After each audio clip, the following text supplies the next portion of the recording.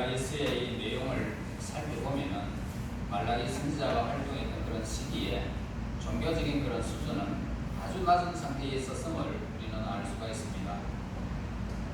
백성들은 11조와 건물을 드리지 않음으로써 하나님의 것을 도적질했고, 제사장들은 하나님의 제단을 더럽힌 사실을 말씀해 주고 있습니다.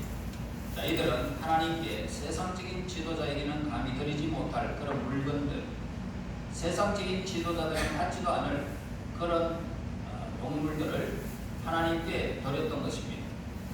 그렇게 하고도 이들은 자신들의 그 행위가 악하다라는 것을 의식하지 못했던 것입니다. 죄는 이렇게 사람들로 하여금 보지 못하게 하고 양심을 둔하게 만들어버리기 때문에 사람들은 종종 악한 일을 하면서도 자신들이 무엇을 하고 있는지 아는 경우가 드물다 이 말입니다. 그러나 죄는 그 자체로 형벌을 가져오는 것이 틀림이 없습니다. 하나님은 공의의 하나님이시기 때문이죠. 자, 하나님께서 그들의 들판을 황무하게 하시고 그들의 양떼들은 황폐하게 했고 땅은 저주 아래 신음하게 되었던 것입니다. 악을 제거하는 그런 유일한 길은 악한 길에서 자신들이 돌이켜야 됩니다. 그러면 하나님께서 돌이키겠다라고 본문에서 말씀하고 있습니다. 21조는 땅의 소산의 그 양떼의 정가분과 그리고 개인의 수입 중에 10분의 1을 말하고 있습니다.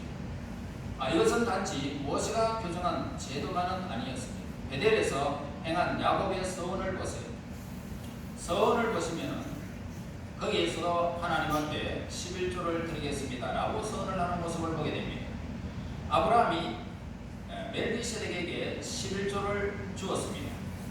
그래서 하나님의 이 11조를 요구하는 그런 제정하신 것은 우리로 하여금 우리가 모든 소유에 있어서 하나님을 의지한다는 그런 항상 인정하기를 원합니다.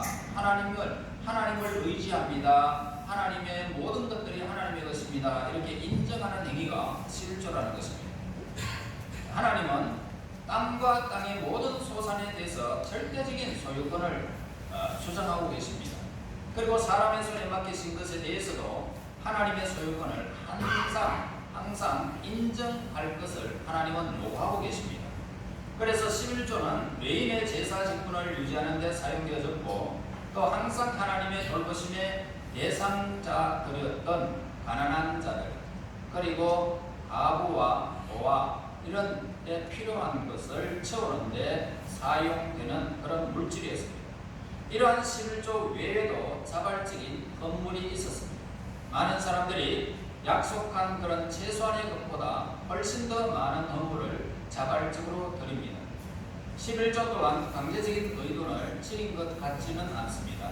강제적으로 하나님이 하시라 그랬으면 하늘 문을 열고 너희에게 복을 주나 안 주나 시험해보라고 말씀하지 않았을 것입니다.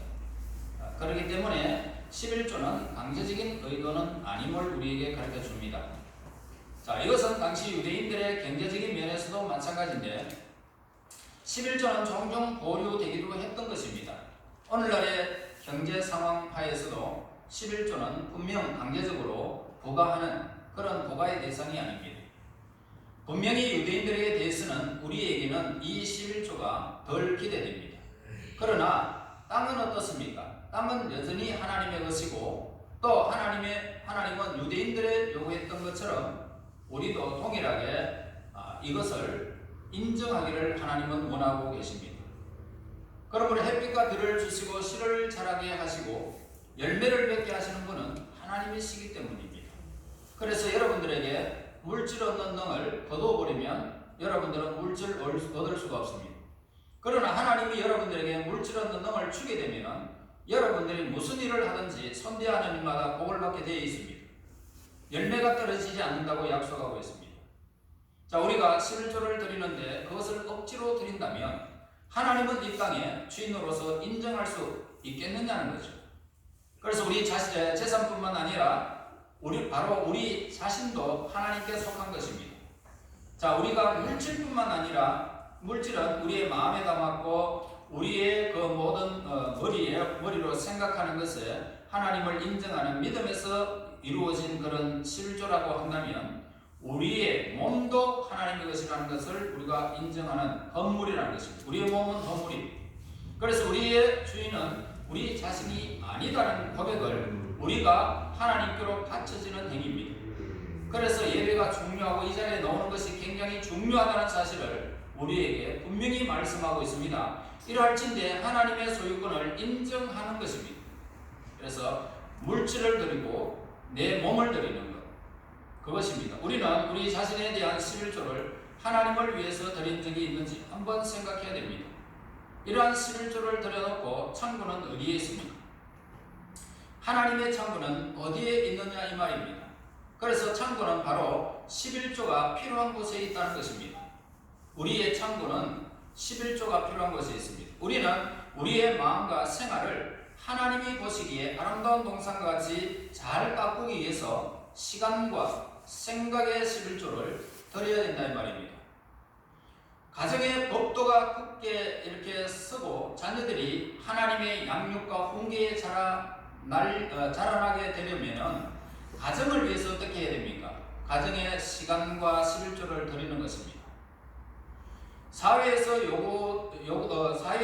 요구들을 충족시키려고 하면 시간의 11조와 생각의 11조를 그리고 사랑의 11조를 드려야 되는 것입니다.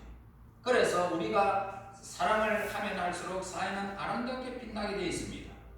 내 주위에 있는 영적으로 무지하고 타락한 자들은 큰 소리로 도움을 여러분 호소하고 있다는 사실을 기억해야 됩니다. 우리 자산을 쌓을 창고는 가부와 고아와 가난한 자들과 궁핍한 사람들의 집일 수도 있다는 것입니다. 그래서 11조에 대한 약속이 우리에게 분명히 기록되어져 있는데 하늘 문을 연다는 것은 분명히 열매를 맺게 하는 햇빛과 비를 내리심을 말하고 있습니다. 여러분들이 아시다시피 이 본문에 기록된 이 내용들은 그때는 전부 농경사회입니다. 농경사회이기 때문에 오늘 이 말씀을 기록했습니다. 여러분들이 회사에 근무하고 이런 것들도 마찬가지로 오늘 우리가 여기에서 비유하면 되겠습니다. 하늘 문을 연다. 다시 말해서 햇빛을 내린다, 비를 내린다는 것입니다. 그러나 모든 좋은 것들은 위로부터 부어지는 것이기 때문에 이것은 모든 복이 부어지는 통로를 상징하는 것으로 이렇게 나타난 표현입니다. 그래서 쌓을 것이 없도록 우리에게 복을 부어주는 것이 하나님에게는 얼마나 쉽겠습니까? 하나님이 우리에게 복을 내려주시는 것은 굉장히 쉽습니다. 이것은 세상적인 복에도 그리고 영적인 복에도 마찬가지라는 겁니다. 우리가 본문에 나오는 하나님의 말씀에 순종하기만 한다면 하나님께서 우리 집에 채우시기라는 것은 얼마나 쉽겠느냐는 것입니다. 다시 말해서 햇빛을 비추는 것은 얼마나 쉽습니까? 그냥 구름만 그냥 싹 풀어버리면 햇빛이 찬란하게 비칩니다. 비를 내리려는 것도 얼마나 쉽습니까? 구름만 싹 모아들으면 그냥 비가 내립니다. 다시 말해서 우리에게 하나님이 원하시는 방법으로 여러분들에게 햇빛과 비를 주듯이 복을 하나님이 내려드리면 여러분들이 복을 받을 수밖에 없습니다. 여러분, 영적인 눈이 열려야 되고 하나님께서 나에게 복을 내리시면 분명히 나는 복을 받는다는 이 믿음에서 출발해야 됩니다. 우리가 본문에 나오는 하나님 말씀에 순종하면 하나님께서 여러분들에게 복을 내려주시는 것은 아주 쉽다. 그래서 이것은 특히 개인적인 축복에 관한 것입니다. 하나님은 모든 지혜와 지식의 보고입니다. 우리는 하나님의 복을 누리는 길을 여러분 잘 알고 있지 않습니까? 하나님과 어떤 관계를 맺느냐, 거기에 따라서 바로 우리는 하늘문이 열리기도 하고 하늘문이 닫히기도 한다는 것입니다. 하나님은 결국 우리 자신이 하나님께 대해서 힘써 어떤 자가 되느냐에 따라서 우리 자신에게 대응하실 수 있습니다. 우리는 여러 면에서 다른 사람들을 위한 복을 막을 수도 있고 내가 얻을 수도 있다는 사실 또한 우리는 알아야 합니다. 자, 하늘이 땅보다 높은 것처럼 하나님은 인간들보다 훨씬 그 생각, 그 모든 것 위에 거하고 계십니다. 그럼에도 불구하고 하나님께서는 때로는 사람의 방법대로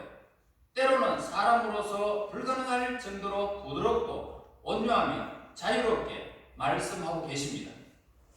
본문에서 말라기 선지자는 하나님께 대한 경외심을 회복하고자 애쓰는 느헤미야를 돕기 위하여 백성들을 향해서 이렇게 외치고 있습니다. 10절에 만군의 여호와가 이르노라. 너희의 온전한 실조를 창고에 들여 나의 집에 양식이 있게 하고 그것으로 나를 시험하여 내가 하늘 문을 열고 너희에게 복을 쌓을 것이 없도록 굳지 아니하나 보라. 자, 재물과 땅에서 나오는 소산의 11조를 헌납하는 것은 모세를 통해서 확립된 그런 제도는 레위인들에게 분깃을 얻게 하기 위한 하나님의 지시로 채택되었던 것입니다. 다시 말해서 하나님의 계명이 강조되었던 부분입니다. 반드시 그렇게 하라는 것입니다. 자, 하나님은 여기에서 친히 말씀하신 계명을 소홀히 한 백성들, 무분별하고 경건치 못하고 신앙심이 없는 백성들을 책망하고 계심을 보게 됩니다. 그리고 바로 그 때문에 이스라엘을 저주하게 되어졌고 하나님의 백성들을 책망하게 되었던 것입니다. 그리고 하나님께서 복을 거두어 가셨습니다. 메뚜기를 통해서 비와 그리고 햇빛을 적절할 때 주지 않아서 포도가 익지 않고 다 떨어져 버려요. 그러면서 그런 재앙을 하나님이 거두어 가신, 복을 거두어 가신 것입니다. 그래서 하나님의 요구는 그 원리와 그 정신에 있어서 어느 시대든지 유사합니다.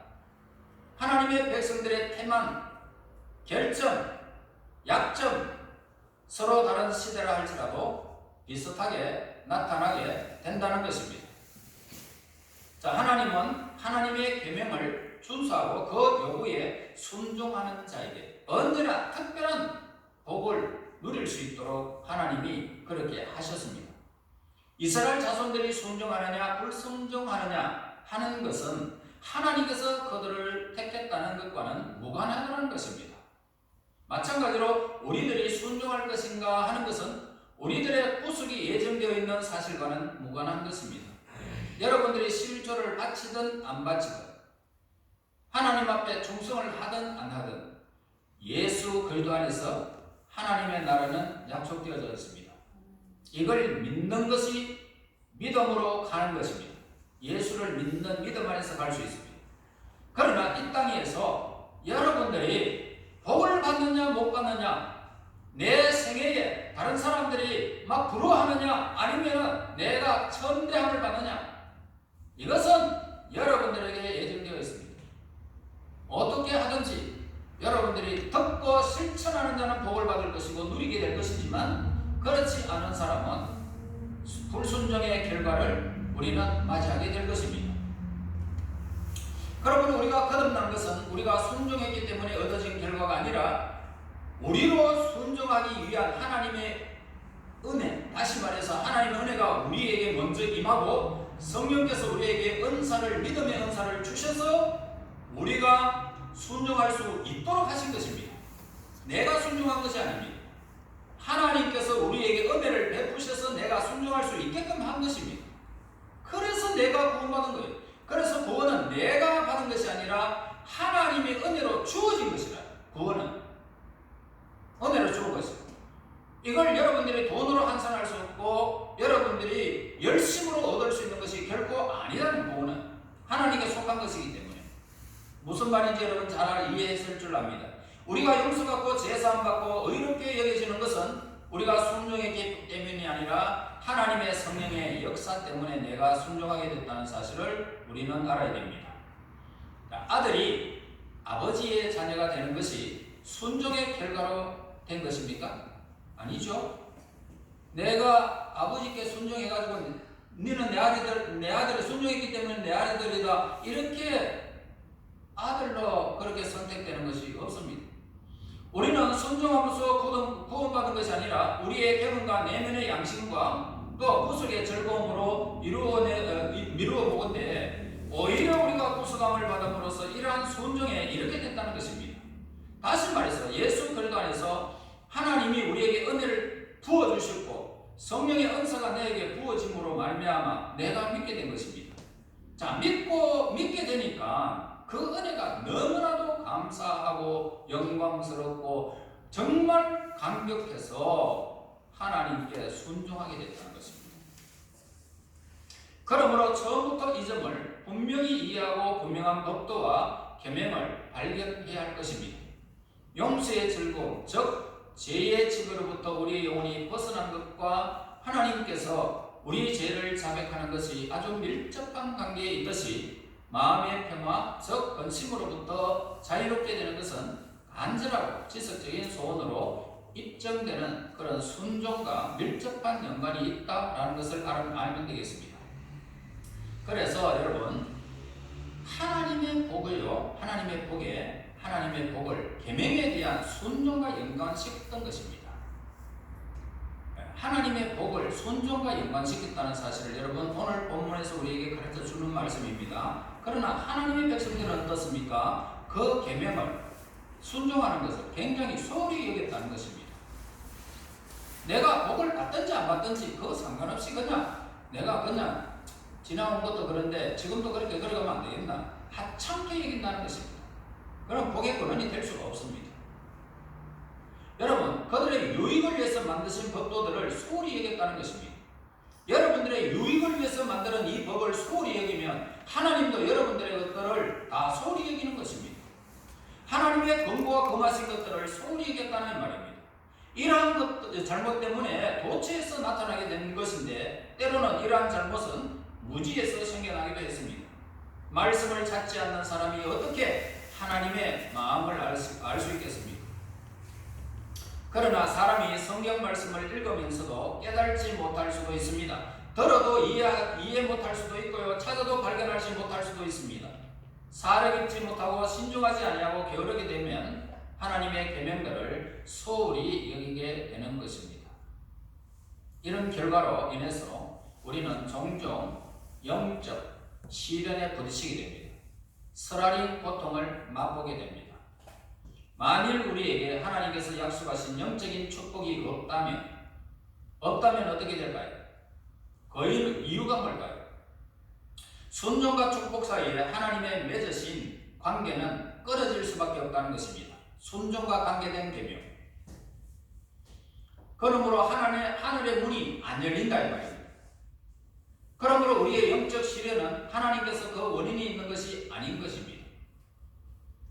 그 원인은 우리 자신에게 있고 종종 의무를 소홀히 생각한 데서 생각한 그런 결과물입니다.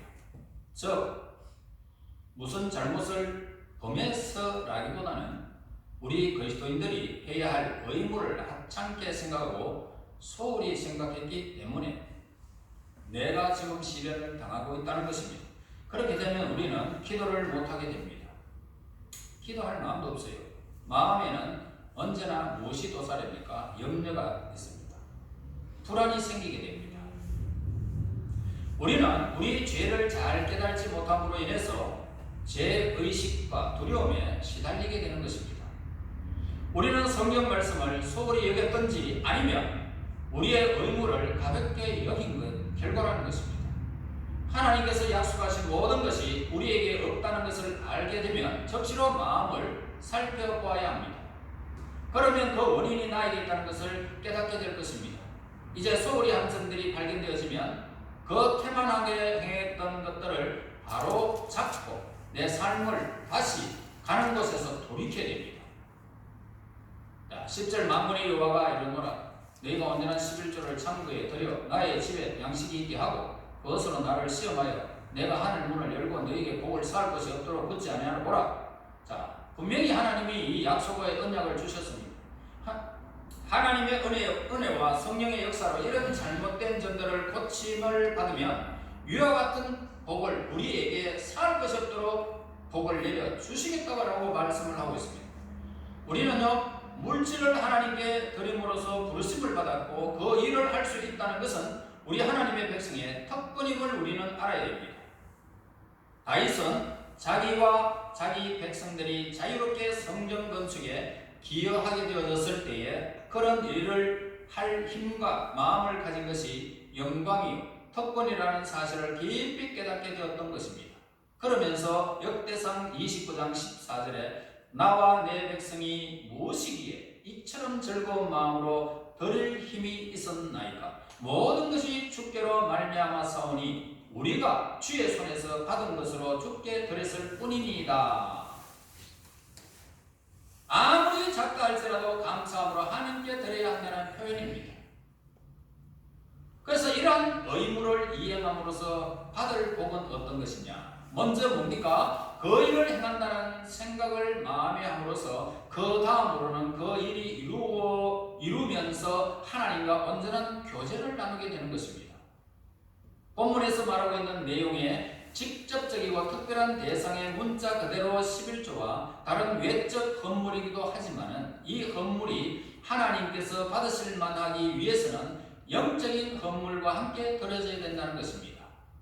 자, 영적인 헌물이 없으면 물질적인 헌물을 올바로 바쳐질 수가 없기 때문입니다. 그래서 하나님 앞에 감사의 작은 것이라도 하나님께 바칠 수 있는 이런 마음을 하나님이 주셔서 감사하다는 이 마음을 담아서 11조를 드리는 것입니다. 이것이 바로 11조와 헌물이라는 것입니다. 헌신된 마음, 헌신된 물질, 이걸 드리라는 것입니다. 이런 종류의 11조도 역시 창고에 드려져야 된다는 것을 말합니다. 이것은 바로 기도와 찬양과 성경 읽기와 영적인 묵상을 말하고 있다 이 말입니다. 여러분들이 기도하지 않고 하나님을 찬양하지 않고 성경을 읽지 않고 영적인 묵상이 없다면 여러분들의 모든 행위는 잘못됐다는 것입니다. 아무렇게나 드려지는 것과 마찬가지라는 것입니다. 그것은 또한 주의를 거룩하게 지키고 스스로를 돌아보고 묵상하며 하나님의 성전을 지키고 개인적 사회적인 사명을 감당하는 것뿐만 아니라 방 안에서 혼자 혹은 가족과 함께 그리고 공적인 모임에서 하나님께 드리는 영적인 헌물을 그 모든 말에 포함하고 있다는 것입니다. 그러므로 개인과 민족에게 풍성한 복을 누리는 일에 특별한 영향력을 가진 것은 하나님의 일을 확장시키기 위하여 구별하여 드리는 그런 물질과 마음에 담은 헌물이라는 사실을 우리에게 가르쳐주고 있습니다. 봉헌물이라고 해서 여러분들이 11조 드리고 또 감사도 드리고 특별 헌금도 드리고 그런 것을 말하는 것이 아니라 물질에 담은 나의 헌신된 마음도 같이 드리라는 것입니다.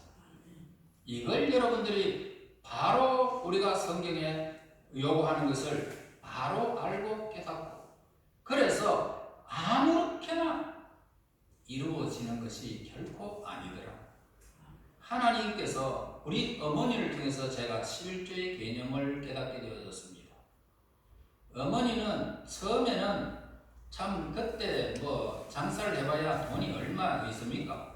그러니까 땅글랑 오늘은 얼마 그러면서 또 1,000원짜리도 이렇게 구별하고 1,000원짜리가 아니죠. 그때는 10원짜리입니다. 그러면서 이렇게 1원짜리 10원짜리 구별해가지고 땅글랑 그래가지고 나중에 모입니다.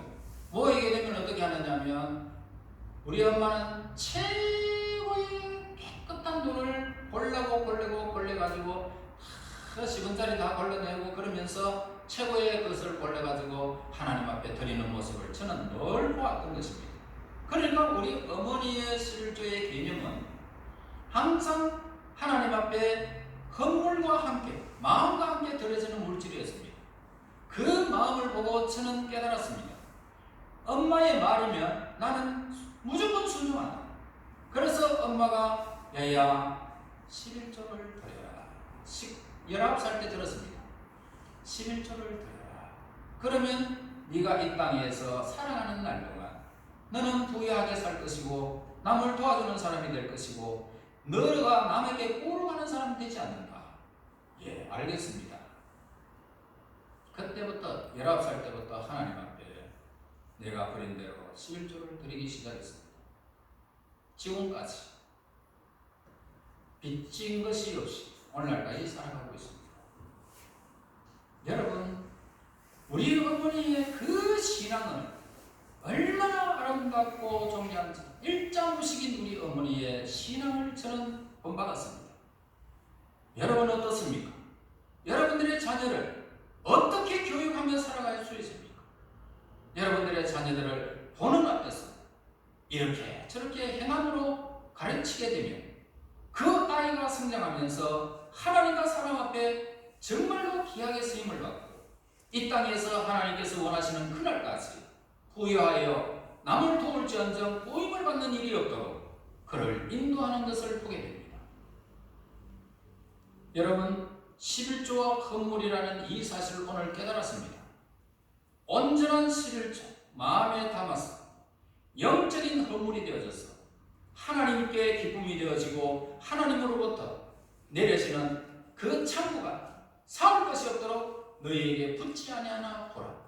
이 11조와 헌물을 온전히 깨달아서 여러분들이 살아가는 날 동안 남에게 꾸러가지 아니하고 많은 사람들에게 유익을 주든지 썩어도 남음이 있는 물질의 사람 대대의 그 유업을 물려줄 수 있는 하나님의 사람들이 되시기를 예수님 이름으로 축원합니다. 하나님 은혜 감사합니다.